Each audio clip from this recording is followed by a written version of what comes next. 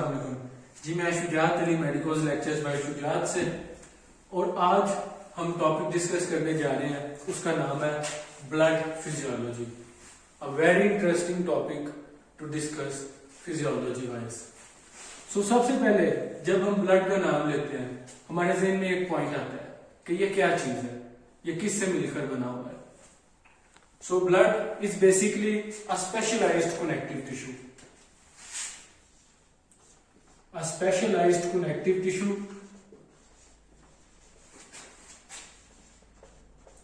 जो कि हमारे पास कंपोजिशन में प्लाज्मा, फ्लूइड्स और फॉर्म्ड एलिमेंट्स। फॉर्म्ड एलिमेंट्स में हमारे पास बेसिक 3 टाइप के सेल्स आ जाते हैं, जिनमें WBCs,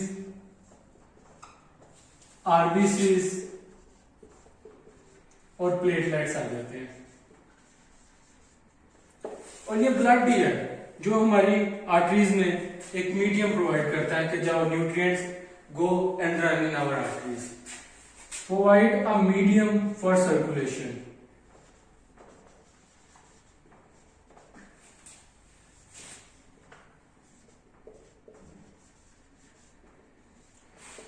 अब जी नेक्स्ट हम डिस्कस करेंगे कि ये किन किन चीजों से मिलकर बना हुआ है, इसकी कंपोजिशन क्या है और उन कंपोजिशन में उन चीजों की परसेंटेज क्या है।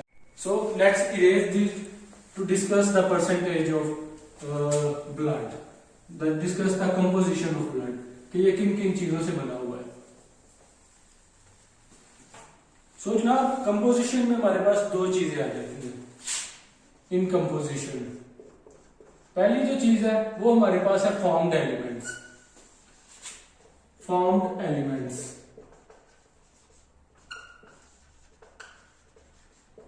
जो कि 45% है, जो 45% ब्लड के जो ना कंपोजिशन इसमें टेक पार्ट करते हैं।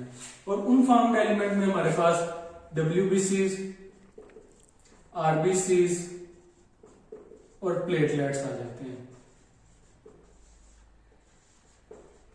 और जी जो बाकी रह जाता है 55%, वो जी हमारे पास होता है प्लाज्मा। 55%। और इस 55% में मेजॉरिटी जो है ना वो वाटर पे मुश्तमिल होती है। इसमें वाटर तकरीबन 91% इस 55% प्लाज्मा में होता है। और इस वाटर के अलावा हमारे पास इनऑर्गेनिक और ऑर्गेनिक सब्सटेंसेस होते हैं। इनऑर्गेनिक में सर हमारे पास आ जाता है सोडियम, मैग्नीशियम, पोटाशियम और फेरस। और ऑर्गेनिक में हमारे पास सर आ जाती हैं प्लाज्मा प्रोटीन्स। प्लाज्मा प्रोटीन्स, जिन प्लाज्मा प्रोटीन्स में हमारे पास है सीरम एल्ब्यूमिन जो कि तकरीबन 3.4% होती है, सीरम ग्लोब्यूलिन और सीरम फिब्रिनोजिन आ जाती है। Serum globulin and fibrinogen. Fibrinogen is basically clotting for clotting purpose। और अब जी हम डिस्कस करते हैं कि प्लाज्मा का कलर हमारे पास येलोइश क्यों होता है। Why color of plasma is yellowish? मैं इसे लाल मार्कर से लिख लेता हूं कि जी प्लाज्मा का कलर हमारे पास येलोइश क्यों होता है।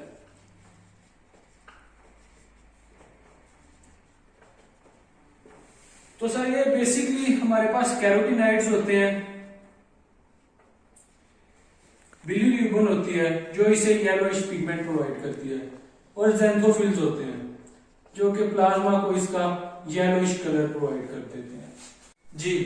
और अब हमने इसकी कंपोजिशन तो डिस्कस कर ली है, ये किन किन चीजों से मिलकर ये बना होता है। तो अब हम इसके फंक्शन डिस्कस कर लेते हैं कि ये क्या हमारे जिस्म में कौन सा ये फंक्शन जो है परफॉर्म कर रहा होता है, इसका क्या रोल होता है।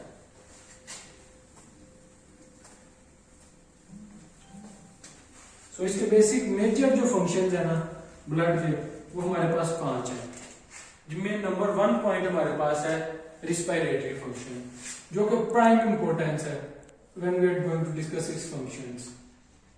रिस्पिरेटरी फंक्शन में जो ब्लड का रोल है सर, ये कि इसने ऑक्सीजन हमारे पास इसने प्रोवाइड करनी है फ्रॉम लंग्स टू टिश्यूज,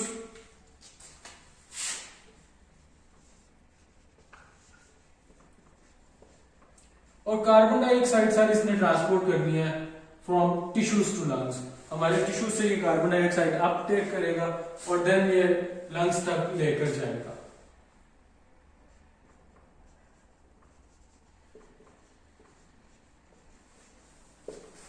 और दूसरा जो फंक्शन है ब्लड का, जो कि बहुत ज्यादा अहमियत रखता है, वो है न्यूट्रिटिव फंक्शन।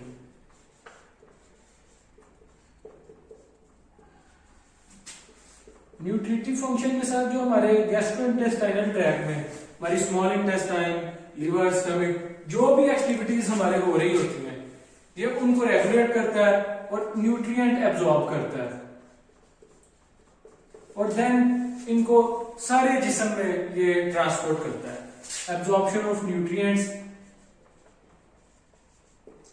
From GIT. तीसरा जो हमारे पास प्राइम इंपोर्टेंट इसकी फंक्शन में है वो है सर इसका सिक्रीटरी फंक्शन। सिक्रीटरी में बेसिकली हमारे पास एक्सक्रीटरी फंक्शन, कि ये किन किन चीजों को हमारे जिस्म से बाहर लेके जाते हैं और उनके क्या मैकेनिज्म्स हैं। सर तो ब्लड हमारे पास एक्सक्रीटरी फंक्शन प्रोवाइड करता है।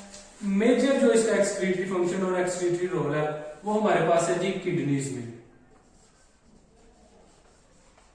इन किडनीज। और चौथा जो इसका रोल है सर वो हमारे पास है carrier. It act as a carrier. Carrier मतलब कि हाइपोथैलेमस को रिस्पॉन्स जाएगा बॉडी का कि ये हार्मोन रिलीज करो, सो ये उस हार्मोन को कैरी करेगा, उसके लिए कैरियर के तौर पे काम करेगा for different hormones and enzymes. और डिफरेंट जो है ना ये बॉडी के बैलेंस में जो है ना ये अपना पार्ट परफॉर्म करेगा। Like in acid base balance ये अपना हिस्सा जो है ना डालेगा, उसको बैलेंस करेगा। और पीएच को मेंटेन करने में ब्लड बहुत अहम हिस्सा, बहुत अहम पार्ट ये जो है ना प्ले करता है इन पीएच बैलेंस। और जिसम में जो हमारे पास हार्मोनल एक्टिविटीज और दीगर एक्टिविटीज होती हैं उनको भी ये रेगुलेट करता है सर, एक्टिविटी रेगुलेटर। जी तो हम डिस्कस कर रहे थे कि ब्लड को हम एक कनेक्टिव टिश्यू क्यों कहते हैं, आया इसका क्या रोल है कि जी हमें इसे कनेक्टिव टिश्यू कहना पड़ता है। Why blood is called as connective tissue?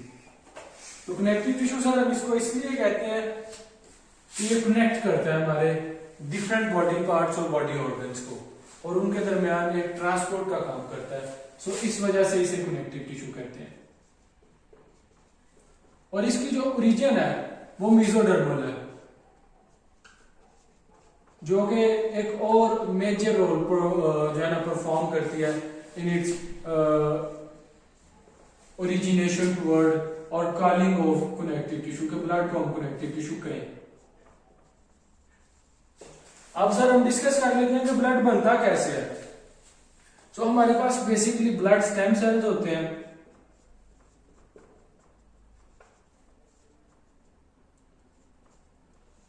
Just consider that it is a blood cell, stem cell. तो ये दो डिवीजन में हमारे पास डिवाइड होते हैं। एक हमारे पास सर डिवाइड होता है लिम्फोइड स्टेम सेल्स में,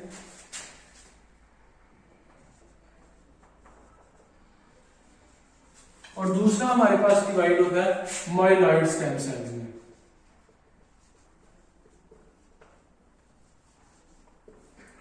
जस्ट इसे कंसीडर कर लीजिए, लिम्फोइड स्टेम सेल है और ये माइलॉइड स्टेम सेल है। तो सर जो लिम्फोइड स्टेम सेल है इधर वाला, ये आगे फर्दर डिवाइड हो जाता है लिम्फोब्लास्ट में, और लिम्फोब्लास्ट आगे 3 डिवीजन अपनी कर देते हैं, जिनमें हमारे पास T cells, T lymphocytes, B cells, B lymphocytes and natural killer cell हमारे पास सब प्रोड्यूस हो जाती हैं। जबकि ये जो हमारे पास माइलॉइड स्टेम सेल होता है ये सर 3 में डिवीजन होती है इसकी। एक ये आरबीसीज बनाता है, दूसरा ये सर हमारे पास बनाएगा प्लेटलेट्स, और तीसरा सर ये WBCs बनाएगा, और WBCs में भी ये ग्रेन्युलोसाइट्स बनाएगा। WBCs which is further divided into 3 types: eosino, baso and neutral. eosino, baso and neutrophils। अच्छा जी, अब जनाब हम डिस्कस कर लेते हैं कि ये कितने कितने नंबर में ये हमारे जिस्म में मौजूद होते हैं, इनकी नॉर्मल रेंज क्या है।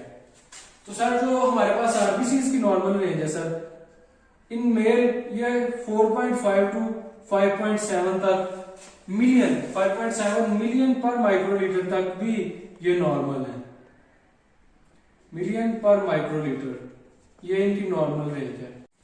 फीमेल्स में ये कम इस वजह से होता है, फीमेल में ये 4.5 टू 4 टू 4.5 होते हैं।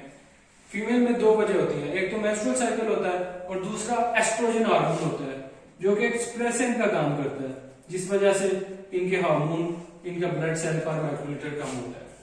प्रेग्नेंट वुमेन में ये बेसिकली ज्यादा होते हैं, अबाउट 5.1 मिलियन तक ये पहुंच जाते हैं। तो प्लेटलेट्स का नॉर्मल कौन सा है हमारे पास 1.5 टू 5.5 मिलियन पर माइक्रोलीटर है, पर माइक्रोलीटर। और ये जो बोथ, ये दोनों जो है ना, ये कंबाइन हो जाए तो हम इन्हें WBCs कहते हैं। WBCs क्यों कहते हैं? क्योंकि इन दोनों का हमारी इम्यूनिटी में मेजर रोल होता है, ये की रोल प्ले करते हैं इम्यूनिटी में। जबकि जो ग्रेन्युलोसाइट्स हैं इन्हें हम न्यूट्रो, इओसिनो एंड बेसोफिल कहते हैं, और ए ग्रेन्युलोसाइट्स ये हमारे पास ये 3 ए ग्रेन्युलोसाइट्स हैं।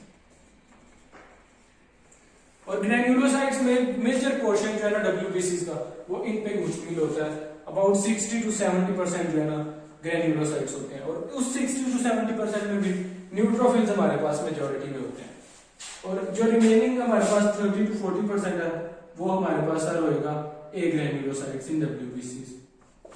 अब जी हम 2 टर्मिनोलॉजीज जो लास्ट में हमारी रह गई हैं, हम वो डिस्कस कर लेते हैं कि हिमेटोक्रिएट क्या है और रोलेक्स फॉर्मेशन क्या है। तो sir Rolex formation is basically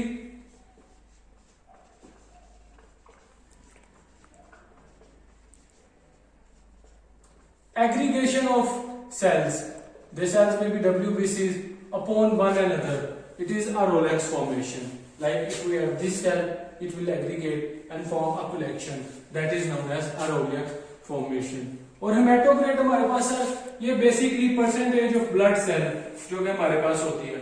जैसे हमारे पास 45% है ब्लड इन बॉडी कंपोजिशन में, हमारे पास 45% फॉर्म्ड एलिमेंट है। उन 45% में WBCs की कितनी परसेंटेज होगी, RBCs की कितनी होगी, और प्लेटलेट्स की कितनी होगी, ये डिपेंड करता है कि हेमेटोक्रिएट हमारे पास ये है। सो ये मेरा आज का बेसिक लेक्चर था। उम्मीद यह है कि आप सब लोगों को इसकी समझ आ गई होगी। Don't forget subscribing to Medicos Lectures by Shujan. Thank you so much.